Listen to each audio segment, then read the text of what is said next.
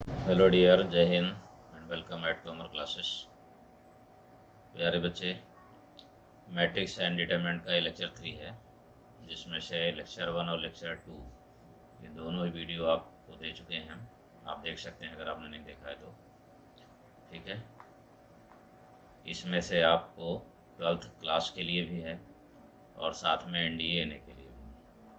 12th class का मतलब ये हुआ कि जो एग्ज़ाम आप 2022 में देंगे, 21 का तो निकल ही चुका है, 22 में जो आप देंगे उसके लिए आप प्रिपरेशन कर सकते हैं बड़े आराम के साथ। सब चीज़ें कंप्लीट आपको मिलेंगी इसमें। साथ में एनडीए और एनडीए के एनए के लिए भी कंप्लीट है। कंप्लीट कोर्स आपको इसमें मिलना है, एक एक पॉइंट जिस टाइप का क्वेश्चन एनडीए एनए में आता है।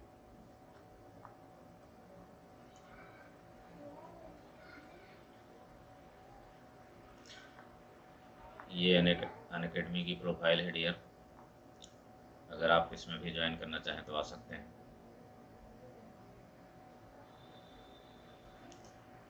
टेलीग्राम ग्रुप को ज्वाइन कर सकते हैं आप, जिसमें से आपको पीडीएफ भी मिलता रहेगा, साथ में क्लासेस लिंक भी मिल जाएंगी।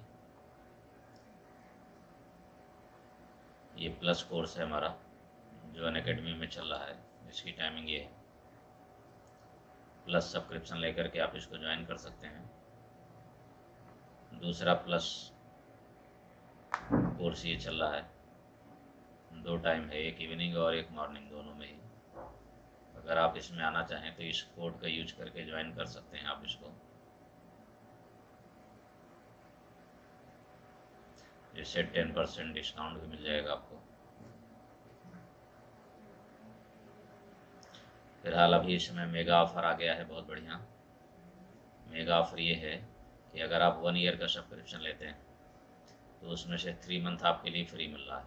यानी 12 मंथ का सब्सक्रिप्शन लेने पर 3 मंथ एक्स्ट्रा सब्सक्रिप्शन को मिल जा रहा है आपको। और ये केवल 19 मई तक है, बस यहाँ तक रहेगा। तो अगर आप लेना चाहते हैं तो इस कोड का यूज करके आप ले सकते हैं।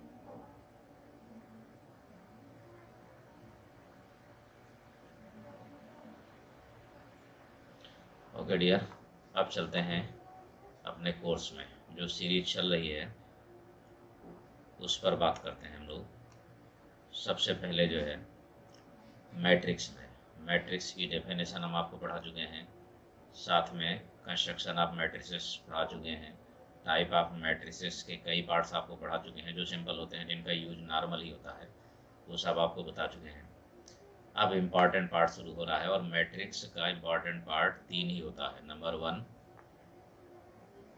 ट्रांसपोज मैट्रिक्स, ट्रांसपोज मैट्रिक्स एक ये इम्पॉर्टेंट होता है, इसकी डेफिनेशन। दूसरा फिर इम्पॉर्टेंट होता है इसमें एडजॉइंट मैट्रिक्स,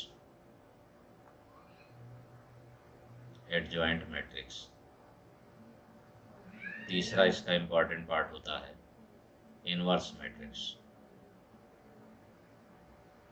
इनवर्स मैट्रिक्स। और भी कई टाइप हैं मैट्रिसेस के, लेकिन वो नॉर्मल है। लेकिन सबसे ज़्यादा क्वेश्चन इन्हीं तीनों में से पूछा जाता है, चाहे वो एनडीए का एग्ज़ाम हो, चाहे बोर्ड का एग्ज़ाम हो, या कोई भी कंपटीशन हो, ये तीनों मिलना ही मिलना है।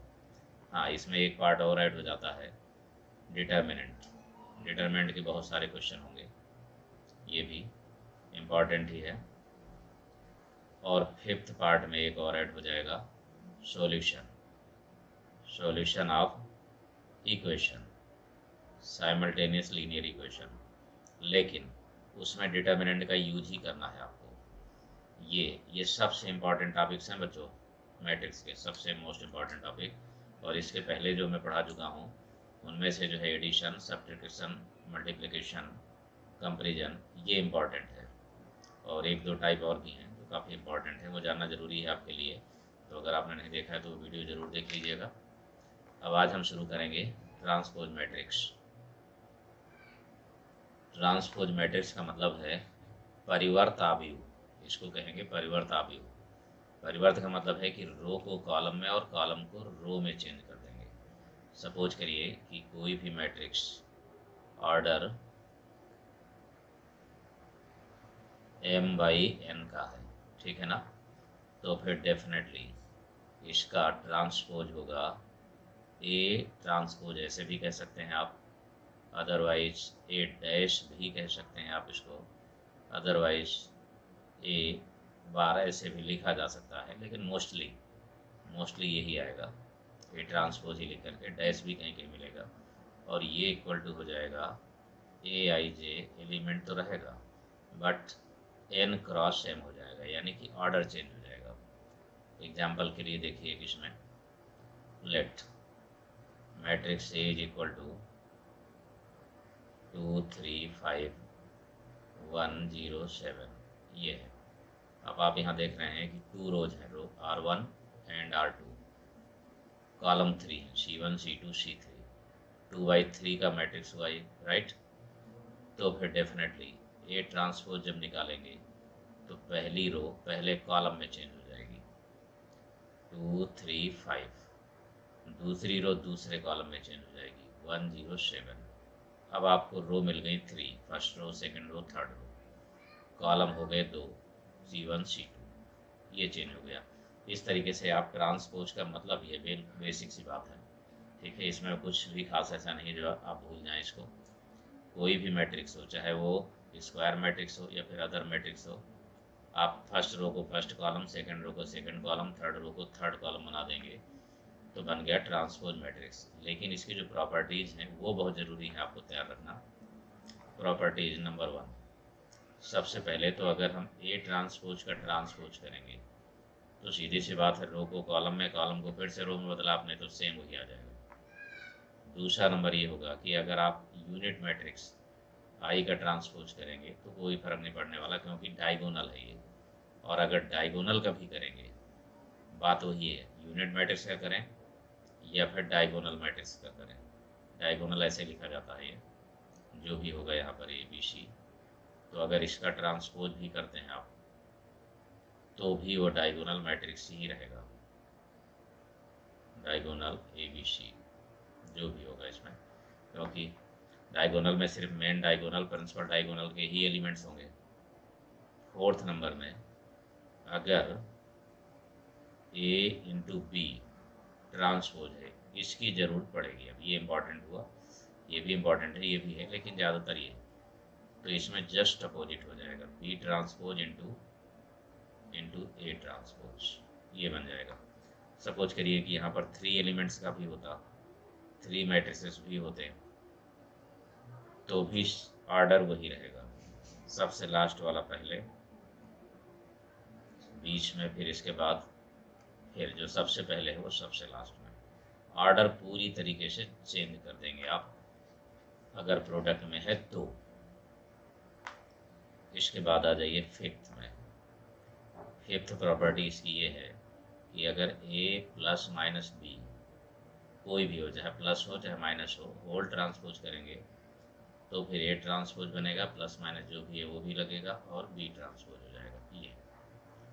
इसके बाद 6 नंबर पर सपोज करिए कि ए ट्रांसपोज की पावर है n, तो ये हो जाएगा ए n की पावर ट्रांसपोज। मतलब ये कि जैसे ए स्क्वायर का ट्रांसपोज आपको करना है तो आप बिल्कुल कर सकते हैं ए ट्रांसपोज का होल स्क्वायर करके, ये मतलब होगा। एग्जाम्पल 1, 7 नंबर पर अगर इन्वर्स की बात आए तो यही तरीका है, यानी कि ऑर्डर वाला ही तरीका है, दूसरा नहीं है। अगर जो है n की बात आ रही है यहाँ पर, तो अगर n की जगह -1 रख देंगे तो भी मतलब वही हुआ।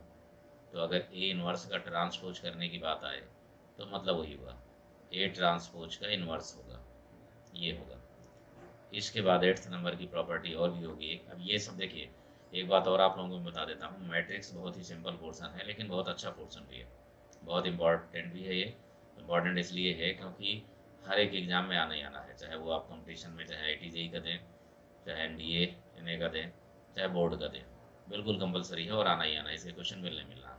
और सिंपल भी है, अगर मन लगा करेगा आपने तैयार कर लिया तो सिंपल है, लेकिन अगर ढंग से नहीं देखा तो सिंपल नहीं होगा ये। तो अगर हमने इन्वर्स तक का निकाल दिया इसमें से, तो सपोज करिए कि अगर हम किसी का मल्टीप्लाई करके ट्रांसपोज निकालते हैं, सपोज करिए के ए का ट्रांसपोज अगर आया, तो के तो रियल नंबर है, कोई भी रियल नंबर होगा, मैट्रिक्स नहीं है, तो के को बाहर करेंगे आप और ए ट्रांसपोज हो जाएगा। ये प्रॉपर्टीज हैं, लेकिन इनमें सबसे इंपॉर्टेंट, यानी ये डायरेक्ट यूज होती हैं। एनडीए में तो डायरेक्ट आती है प्रॉपर्टी, मैट्रिसेस की प्रॉपर्टी बच्चों डायरेक्ट आती है, बिल्कुल डायरेक्ट। जो है इनमें से कोई भी, जैसे एट प्रॉपर्टी में लिखाया, कोई भी इनमें से पूछी जा सकती है, कोई भी। चलिए अब इसमें से आते हैं जरा क्वेश्चन कुछ। क्वेश्चन नंबर 1 इसमें, if matrix A have order 3/4, matrix A का ऑर्डर 3/4 है, और बी एक ऐसा मैट्रिक्स है जिससे कि अगर हम ए ट्रांसपोज इंटू बी करते हैं, बी इंटू ए ट्रांसपोज करते हैं, यानी ऑर्डर चेंज कर देते हैं, तो दोनों के दोनों ही डिफाइन है, यानी दोनों ही एग्जिस्ट है। तो फिर बी का ऑर्डर क्या होगा, ये आपको निकालना है। तो ज़रा सोचिए, अगर हमारे पास बी का ऑर्डर तो नहीं पता है हमें, लेकिन ए का ऑर्डर पता है, तो ए ट्रांसपोज का ऑर्डर तो मिल ही जाएगा ना। जब हमारे पास ए का ऑर्डर पता है, तो ए ट्रांसपोज का ऑर्डर जस्ट अपोजिट ए आई जे, ए जे आई भी कर सकते हैं, मतलब वही उसका 4x3 हो जाएगा ये। अब इसके साथ बी है, तो जो है जब इसके साथ बी का मल्टीप्लाई करेंगे, तो ज़रा सोचिए, लेट कर लीजिए आप, बी का ऑर्डर है हमारे पास B I J M cross N, right. बिल्कुल सिंपल वे में आपको रखना है।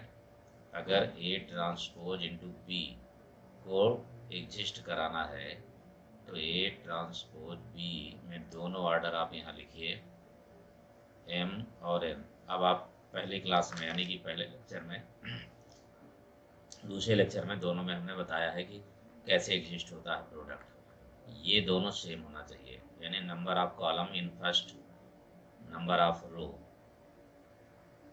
इन सेकेंड, ये बराबर होना चाहिए। इसका मतलब हमें मिल गया कि अगर ये एग्जिस्ट है तो डेफिनेटली m इक्वल टू 3 होगा। Same condition, b into A transpose कर दीजिए। जब b इंटू ए ट्रांसपोज करें तो b का पहले लिखेंगे आप, और दूसरा फिर इसका लिखेंगे 4 3। तो फिर वही बात आ गई कि अगर ये एग्जिस्ट है तो फर्स्ट का नंबर ऑफ कॉलम्स इक्वल होगा सेकंड के नंबर ऑफ रो के, तो वैल्यू आ गई n इक्वल टू 4। ये हो गया, यानी 3/4 order of B, order of B is 3x4। ये आंसर आ गया।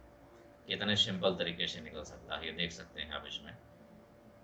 बिल्कुल हमने इस तरीके से आपको बताया है कि सीधे जो है दोनों ऑर्डर पेयर ऐसे रख दीजिए, जो भी ऑर्डर है उनका, और जो है दोनों के बीच के बराबर कर दीजिए, तो एग्जिस्ट होगा। ठीक, क्लियर हो गया। उसी तरीके सेकंड वाले पार्ट का। नेक्स्ट क्वेश्चन, क्वेश्चन सेकंड है, if matrix P equal to 1 2 1 1 3 1 means 2 row and 3 column, यानी 2/3 का मैट्रिक्स है। एक साथ में और कंडीशन दी है, Q is equal to P into P transpose, then find determinant of Q। ये आपको निकालना है बच्चों। तो जब हमारे पास P गिवन है तो P ट्रांसपोज तो आ ही जाएगा ना। अब इस क्वेश्चन की सबसे बड़ी बात एक ये देखिए इसमें, कि इस क्वेश्चन में आपको एक फ़ायदा ये हो जा रहा है कि मैट्रिक्स P है तो आपको ट्रांसपोज करने के लिए भी मिलेगा, साथ में P इंटू पी का मल्टीप्लाई है, यानी कि मल्टीप्लाई एक बार फिर से आप रिवाइज करेंगे इस क्वेश्चन में भी, साथ में डिटरमिनेंट भी निकालेंगे। यही तरीका होता है। देखिए मेरे हर एक क्वेश्चन में आप लोगों को इस तरीके से मिलेगा कि ज़्यादातर मैट्रिक्स के कॉन्सेप्ट रिवाइज होते रहेंगे, मैट्रिक्स से नहीं, किसी भी चैप्टर को जब हम पढ़ाएंगे मैथमेटिक्स में, तो जिस चैप्टर को पढ़ाएंगे उसके क्वेश्चन ऐसे जो है चूज करके हम रखते हैं कि जिससे ज़्यादातर रिवाइज होता रहे आपका जो है कॉन्सेप्ट, रटने की आवश्यकता ना पड़े आपको। तो यहाँ पर P आपके पास गिवन है, तो तुरंत आपको जो है P ट्रांसपोज कर देना है। P आपके पास है 1 2 1 1 3 1 एंड P ट्रांसपोज हो जाएगा फर्स्ट रो को फर्स्ट कॉलम में बदल दीजिए, सेकंड रो को सेकंड कॉलम में। ये हो गया। अब आप देख सकते हैं कि ये 2/3 है और ये 3/2 हो जाएगा। ये देखिए, इसका मतलब है कि जो इसका कॉलम है वो इसका रो है बराबर है, तो जो ऑर्डर बनेगा P इंटू पी ट्रांसपोज वो 2/2 का बनेगा मल्टीप्लाई करने के बाद। तो फिर आप मल्टीप्लाई करते हैं इसमें से। मल्टीप्लाई करने के लिए एक बात आप ध्यान रखेंगे, बहुत ही इंपॉर्टेंट बात है ये, बिल्कुल समझ के करिए। फर्स्ट रो को लेंगे आप पहले, जो पहले लिखा है पी लिखा है पहले, तो पी का फर्स्ट रो, और इसके बाद फिर इसका फर्स्ट कॉलम लेंगे, और फर्स्ट से फर्स्ट का, सेकंड से सेकंड का, थर्ड से थर्ड का मल्टीप्लाई करेंगे।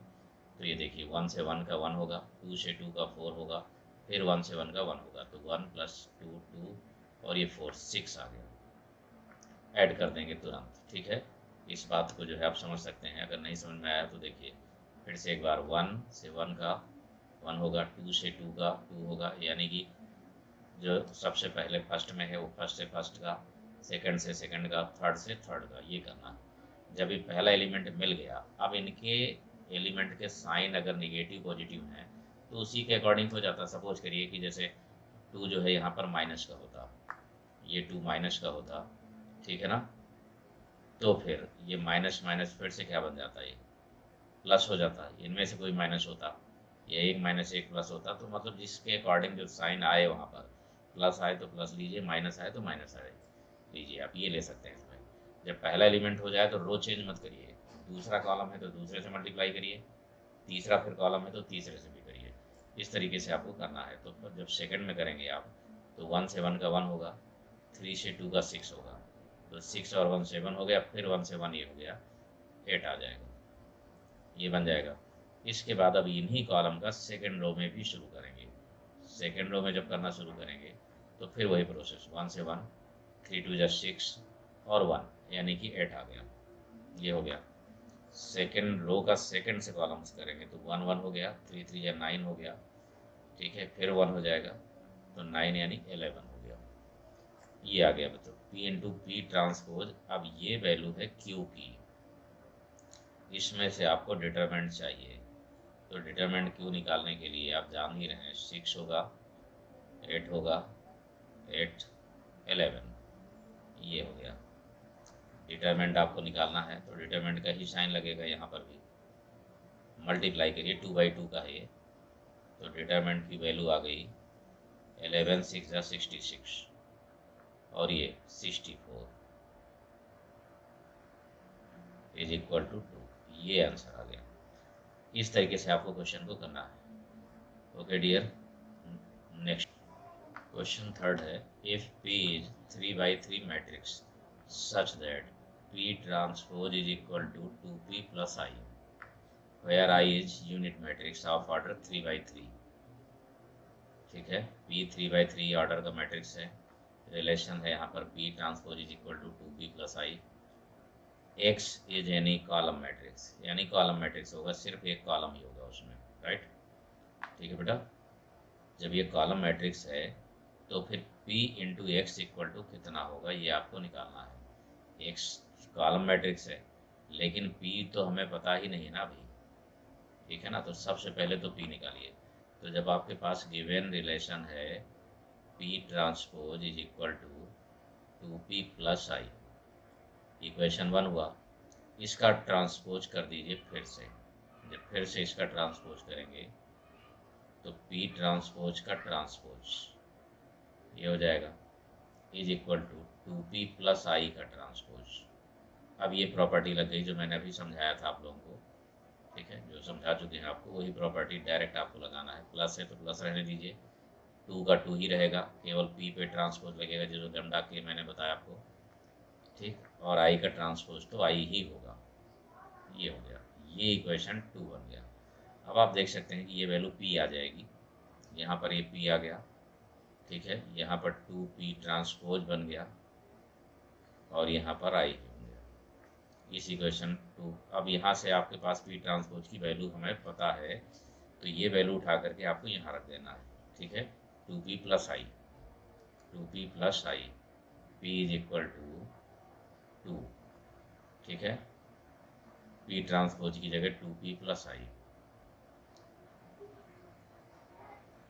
और +I अदर। अब पूरा ट्रांसपोज समाप्त, ये 2P और 4P बनेगा, 4P इधर लाएंगे तो -3P हो गया, ये देखिए 4P होगा, 4P इधर लाएंगे तो -4P + P, तो 3P बचा। यहाँ पर 2I होगा + I होगा तो 3I हो गया, इसका मतलब ये हो गया कि P की वैल्यू आ गई -i के इक्वल, राइट।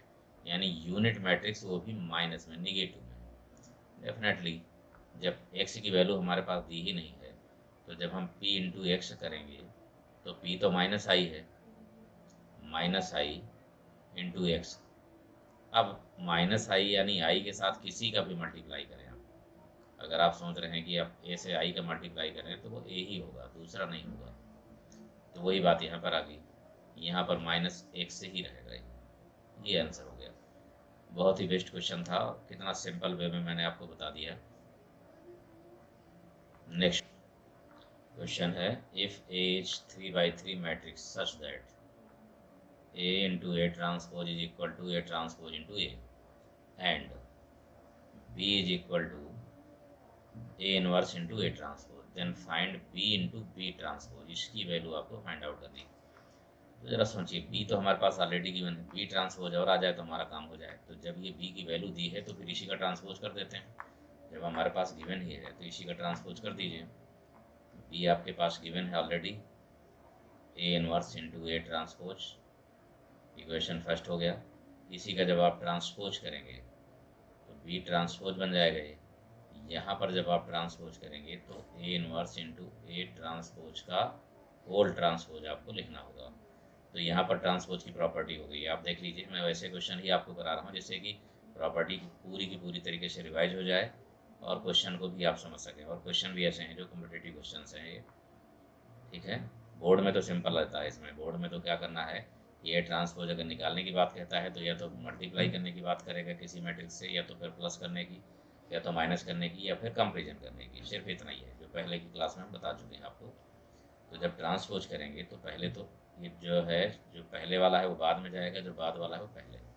तो ये ट्रांसपोज का ट्रांसपोज आ गया इंटू ए इनवर्स का ट्रांसपोज आ गया।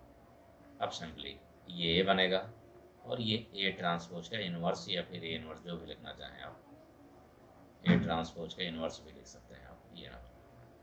ये हो गया दूसरा इक्वेशन। अब दोनों का मल्टीप्लाई करना है आपको, क्योंकि आपको चाहिए बी इंटू बी ट्रांसपोज चाहिए। दोनों का जब मल्टीप्लाई आप करेंगे, A inverse into A transpose हो गया into A into A transpose का इनवर्स हो गया, राइट। अब ये ए ट्रांसपोज है, ये इसका इनवर्स है तो अपान में रहेगा। ये ए इनवर्स है, 1/a होगा, और ये ए होगा, यानी ये कैंसिल आउट होकर के 1 आया। 1 का मतलब होता है आई, मैट्रिक्स में 1 नहीं। मैट्रिक्स में जब भी 1 आएगा तो उसको केवल आपको आई लिखना होगा। Clear. Question 5, if matrix A is equal to 1 2 2 2 1 minus 2 A 2 B is a matrix such that, condition दी है A into A transpose is equal to 9 into identity matrix यानी यूनिट मैट्रिक्स। तो फिर ए और बी की value क्या होगी। तो श्योर है कि ए आपके पास गिवन ए ट्रांसपोज आप निकाल लेंगे। तो ए इंटू ए ट्रांसपोज जब आप करेंगे तो मल्टीप्लाई भी करना ही होगा। ए आपने लिख दिया यहाँ पर 1 2 2 2 1 माइनस 2 ए 2 बी, ये हो गया। इसमें से आप मल्टीप्लाई करेंगे ट्रांसपोज का।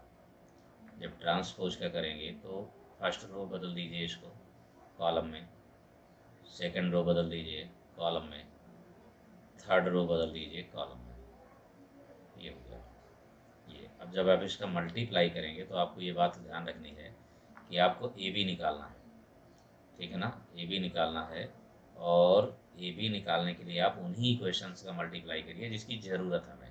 पूरे का मल्टीप्लाई करके टाइम बर्बाद मत करिए आप। तो आप देख रहे हैं कि थर्ड रो में ए बी है, तो थर्ड रो का ही पहले कॉलम में यूज कर लीजिए, ठीक। और यहाँ पर भी आपको देखना ही होगा कि जब आप यूनिट मैट्रिक्स लिखेंगे इक्वल 1 0 0 0 1 0 0 0 1, ये आप लिखेंगे तो कौन सा एलिमेंट कहाँ आएगा उसी से कंपेरिजन आपको करना है। तो अगर थर्ड रो का आप करते हैं फर्स्ट में तो 3 1 यानी ये आएगा, और यहाँ ये 0, ये 31 है और ये भी 31 एलिमेंट बनेगा। तो जब ए से आपने किया तो ए आ गया, प्लस 2 2 जब 4 हो गया, और 2 बी हो गया, 2 से बी, 2 से 4, 1 से ए, यानी 2 बी, और ये इक्वल टू 0। इससे एक इक्वेशन बन गया a plus 2b is equal to -4। ठीक है, ये आपको जरूर ध्यान रखना है, टाइम बर्बाद नहीं करना है, सभी का मल्टीप्लाई मत करिए, जितनी ज़रूरत है केवल उतना ही करिए। सेम कंडीशन आप इसमें कर दीजिए सेकंड में, तो 2a यानी इसमें आपने मल्टीप्लाई किया है R3C1 का, यहाँ पर मल्टीप्लाई करने जा रहे हैं R3C2 का। ये तो 2 से a का किया 2a बना, 1 से 2 का किया तो 2 बन गया, -2 का b से किया तो -2b हो गया, और इक्वल टू 0। 0 क्यों? क्योंकि ये देखिए ये 31 है और ये 32 है, दोनों ही 0 है। तो यहाँ पर जब 2 कॉमन ले लेंगे तो आ गया a minus b is equal to -1, ये सेकंड हो गया। यहाँ पर आप देखिए जब a को कैंसिल आउट करेंगे तो ये माइनस होगा, तो यहाँ प्लस हो जाएगा तो 3b हो जाएगा, ये 3b, और ये भी प्लस होगा तो 3b इक्वल टू -3। इससे आगे आपके पास इसमें 3b equal to -3, it means b is equal to -1। जब b -1 आ गया तो आप इसको पुट कर दीजिए किसी में भी, a minus b equal to -1 में, इसमें आपको पुट कर देना a minus b is equal to -1। b की वैल्यू जब यहाँ माइनस रखेंगे तो +1 आ जाएगा, इधर जाएगा तो a इक्वल टू आ जाएगा -2। ये वैल्यूज आ गई जो, ठीक है। Order a comma b is equal to, बिल्कुल सिंपल वे में एक अच्छा सा क्वेश्चन, और देर नहीं लगी जो है, विदिन 30 सेकेंड आप कर सकते हैं। अगर स्पीड से करें तो, बहुत ही आराम से करेंगे तो भी 1 मिनट के अंदर ही हो जाएगा वो क्वेश्चन। इस तरीके से आपको क्वेश्चन करना है, पूरा मल्टीप्लाई करने की जरूरत नहीं है, हमें केवल ए बी निकालना है। तो उस रो को ले लेंगे और बाकी 1-2 कॉलम का ले लेंगे और 2 इक्वेशन बना के सॉल्व कर देंगे। ओके डियर, अब इसके बाद जो है नेक्स्ट लेक्चर जो एडजॉइंट मैट्रिक्स और इन्वर्स मैट्रिक्स है, ये दोनों आपको जो है लेक्चर 4 में मिलेंगे। ठीक है, इसलिए इस चैनल को बेटा सब्सक्राइब कर लीजिए, अपनी सभी फ्रेंड सर्कल में सभी को शेयर कर दीजिए। ठीक है, कैसा लगता है कमेंट ज़रूर करिए, लाइक करिए, और मिलते हैं फिर नेक्स्ट लेक्चर पर। Thank you.